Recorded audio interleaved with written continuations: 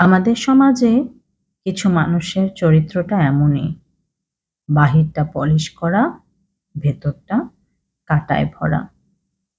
সময় কাটানো উচিত এমন মানুষদের সাথে যারা আপনার মানসিক সুস্থতার জন্য উপকারী।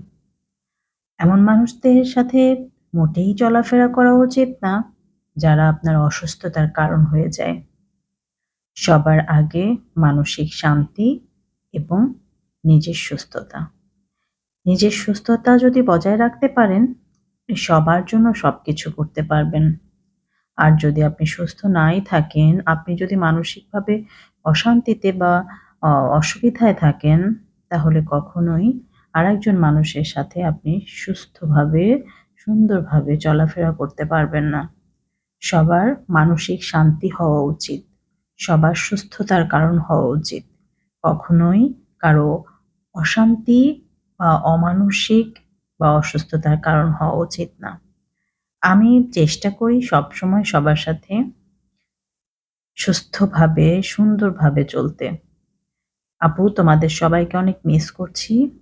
আর তাই ভিডিওটা পড়েছিল, আজকে শেষ করে তোমাদেরকে নিয়ে কথাগুলো বললাম। তোমরা সবাই ভালো থেকো। তোমাদের সবাইকে অনেক ভালোবাসি।